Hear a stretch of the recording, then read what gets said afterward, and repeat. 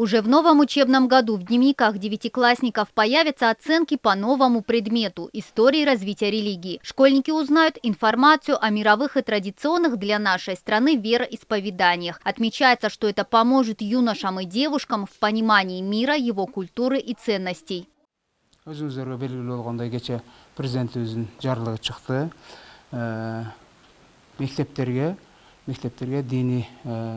Основная цель внедрения этого урока – дать подрастающему поколению объективные научные знания о религии, ее истории и роли в жизни человечества. На первоначальном этапе мы разрабатываем программу обучения для 9 классов, но в последующем мы планируем ввести этот предмет для средней и старшей школы.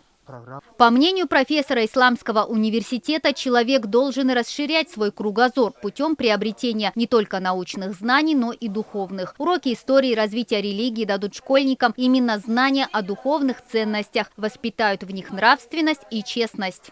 Анан ошол сабактан адеп, иман деген эмне деген, адеп деген эмне деген ошол жөнүндө кенен мугалимдер кабар берчү да. Чтобы уберечь ребенка от негативного влияния, ему с детства нужно прививать духовные ценности. Я считаю, что со стороны государства внедрение нового предмета – это хорошее решение для воспитания молодого поколения.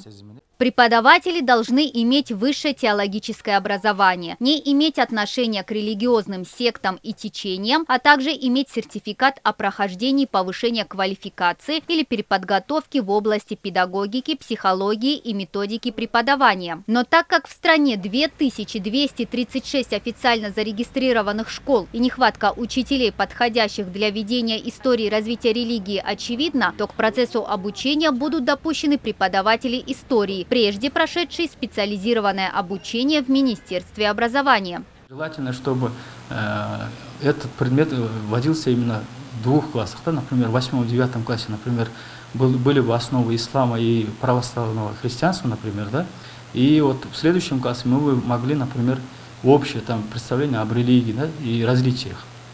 А так получается, у нас молодежь ничего не знает о религии, и мы, получается, и сразу им рассказываем о религии, о разных направлениях, о их противоречиях, например, да, и человек, наоборот, мы получим, наоборот, обратный эффект. Люди не то, что там будут идти на пути там нравственности, религиозности, а наоборот могут стать атеистами, да.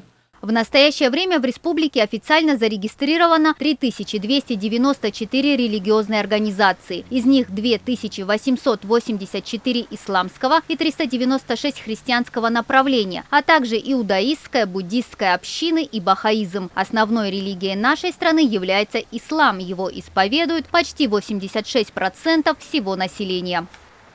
Мадина Низамова, Алия Хабибрахманова, Руслан Бароненко, ЛТР Бишкек.